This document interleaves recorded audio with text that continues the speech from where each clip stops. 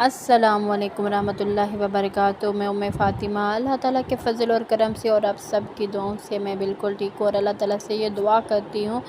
کہ اللہ تعالیٰ میرے سننے والے، جاننے والے اور دیکھنے والے پورے مسلمان بہن بھائیوں کو اپنی امان میں رکھے۔ اللہ تعالیٰ آپ سب کو صحت اور تندرستی کے ساتھ اپنے اپنے گھروں میں، اپنے بچوں کے ساتھ، اپنے گھر والوں کے ساتھ خوش اور آباد رکھے۔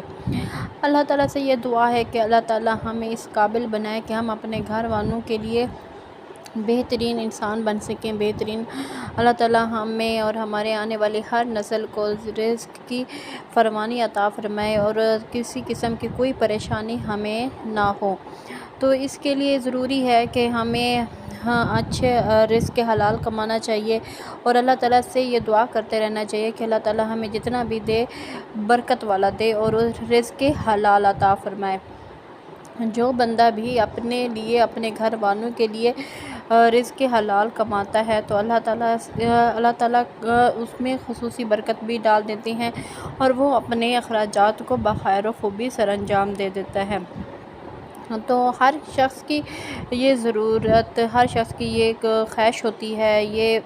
اس کی بیسک نیڈس بآسانی سے پوری ہو رہی ہوں۔ اور آج کل مہنگائی اتنی زیادہ ہو گئی ہے، خصوصاً پاکستان جیسے کنٹری میں، تو جو آج کل پرائسز ہیں وہ بہت ہائی ہو چکی ہیں۔ بیسک جو نیڈس کی پرائس ہیں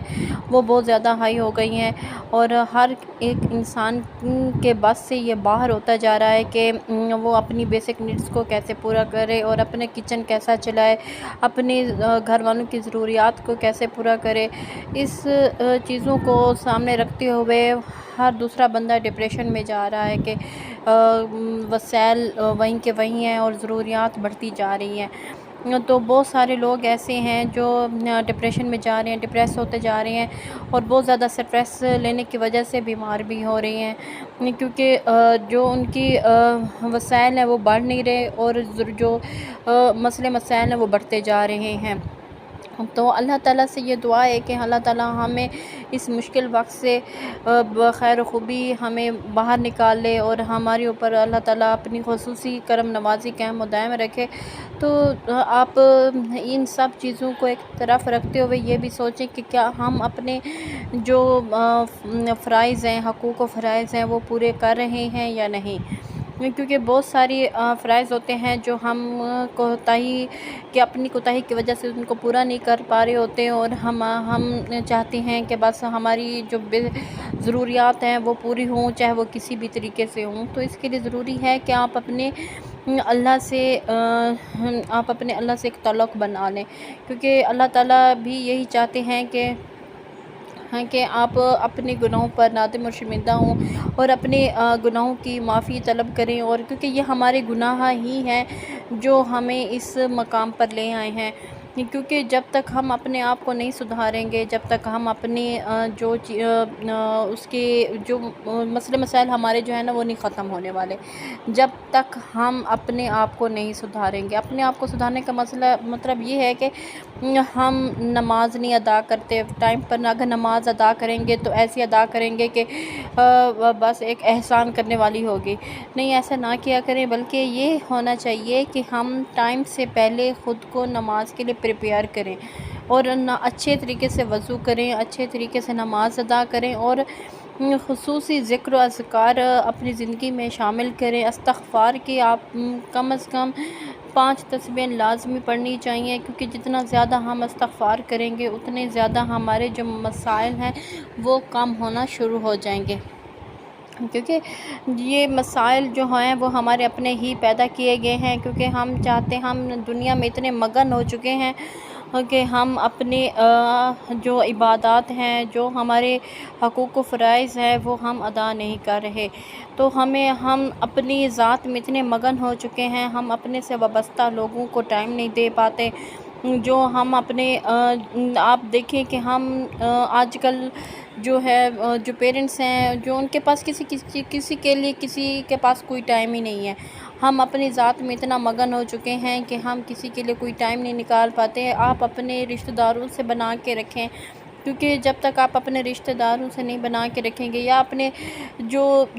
آپ سے وابستہ لوگ ہیں ان کا خیال رکھیں، ان کی بیسک جو ضروریات ہیں ان سے پوچھیں ان کو کیا چاہیے۔ یہ چھوٹی چھوٹی چیزیں ہوتی ہیں جو بہت معنی رکھتی ہیں۔ آپ یہ جو چیزیں ہوتی ہیں جب آپ کسی کی اتنی کیئر کرتے ہیں، کسی کا خیال رکھتے ہیں، اگر آپ کے خاندان میں کوئی ایسے رشتہ دار ہیں جو آپ سے تھوڑے سے کم ہیں، یعنی کہ وہ غریب ہیں یا اس طرح کا ہے، ان کو آپ کی ہیلپ کی ضرورت ہے لیکن وہ آپ سے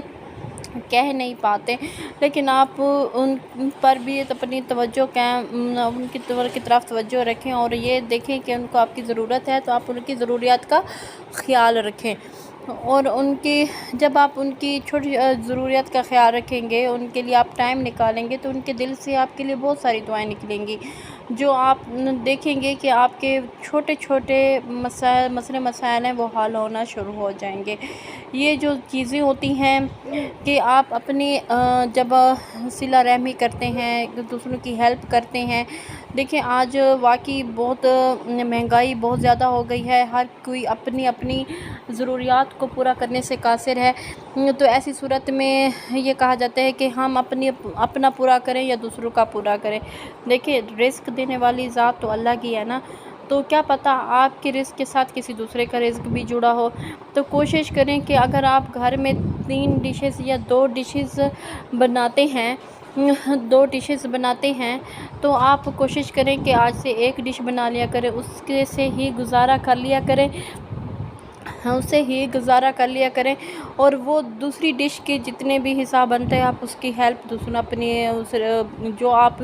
کی ضرورت مند ہیں، جن کو آپ کی ضرورت ہے ان کو دے دیا کریں، کیونکہ اس مہنگائی میں آپ مل بانٹ کر کھائیں گے تو آپ کے رزق میں بے پناہ اضافہ ہوگا۔ رزق جو ہے وہ رزق دینے والی ذات تو اللہ کی ہے، بس یہ ہوتا ہے کہ آپ دوسروں کا خیال رکھیں گے تو اللہ تعالیٰ بھی آپ کی طرف متوجہ ہوں گے، اور وہ دوسرے جب آپ کے حق میں دعا کریں گے تو کیا ہی بات ہے کہ آپ کے لیے جب اتنے سارے ہاتھ آپ کے حق میں اٹھیں گے، آپ کے لیے دل سے لوگوں کی دعائیں نکلیں گی تو اللہ تعالیٰ بھی کہیں گے کہ نا یہ بندہ میرے بندوں کی کتنی خدمت کرتا ہے، اپنے پاس اتنا وسائل نہ ہونے کے باوجود وہ دوسروں کا خیال رکھتا ہے، تو دیکھے گا کہ اللہ تعالیٰ کس طرح آپ کے چھوٹے بڑے مسائل حل کرتے جائیں گے اور آپ کے رزق میں کتنا اضافہ کریں گے۔ تو آج اتنی لمبی تمہید باندھنے کی یہ ضرورت تھی کہ نا آج مہنگائی اتنی بڑھ گئی ہے کہ لوگ صرف اپنی ضرورتوں کو دیکھ رہے ہیں، دوسروں کی ضرورتوں کا خیال نہیں رکھ رہے، جن کے پاس وسائل بالکل بھی نہیں ہیں۔ تو یہ وظیفہ جو ہے وہ اسپیشلی سب لوگوں کے لیے ہے کہ آپ جو کہتے ہیں کہ ان کے رزق میں کمی ہے، ان کے بیسک نیڈز پوری نہیں ہو رہی، وہ کسی قسم کی کوئی چیز ایسی ان کے جو بزنس ہے وہ سٹک ہو گئے ہیں، ان کی آمدنی نہیں بڑھ رہی، پرائسز چیزوں کی بہت ہائی ہو رہی ہیں لیکن ان کی آمدنی میں اضافہ نہیں ہو رہا، تو وہ اپنے بچوں کی ضروریات پوری نہیں کر پا رہے، اپنے گھر کا کچن چلانے کے لیے مشکل سے گزر رہے ہیں، تو یہ وظیفہ بہت ہی زبردست، بہت ہی مجرب اور بہت ہی آزمودہ ہے، کیونکہ جب ہم کسی اچھی چیز کی طرف جاتے ہیں تو اس کی پرائس بھی زیادہ ہوتی ہے، اسی طرح جب ہم بہت زیادہ ہم اللہ تعالیٰ سے طلب کرتے ہیں تو اس کے لیے ہمیں اپنے لیے اور خود ہم کرتے تو اپنے لیے ہیں نا،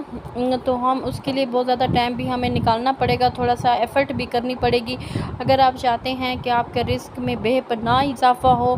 اتنا اضافہ ہو کہ رزق آپ کے گھر میں بارش کی طرح برسے، تو انشاءاللہ تعالیٰ تو یہ وظیفہ آپ کے گھر میں رزق کو بارش کی طرح برسائے گا، تو انشاءاللہ آپ اس کو پورے یقین، پورے ایمان اور پورے دل کے ساتھ اس کو کریں، اس وظیفے کو۔ تھوڑا سا آپ کو لگے گا کہ یہ لمبا وظیفہ ہے لیکن اس کے آپ دیکھیں آپ کی خواہش بھی تو اتنی بڑی ہے نا کہ آپ چاہتے ہیں کہ آپ کے گھر میں رزق بارش کی طرح برسے، تو آپ اس وظیفے کو لازمی کریں اور پوری دل جمعی سے کریں۔ تو اس کو وظیفے کو کرنا کیا ہے، آپ نے یہ کرنا ہے کہ صبح کے وقت جب آپ صبح کی نماز ادا کرتے ہیں تو آپ نے صبح کی نماز کے بعد آپ نے کرنا ہے کہ سورہ مزمل کی ایک آیت ہے، آیت نمبر 7، اِنَّ لَكَ فِي النَّهَارِ سَبْحًا طَوِيلًا، یہ آپ نے آیت آپ نے پڑھنی ہے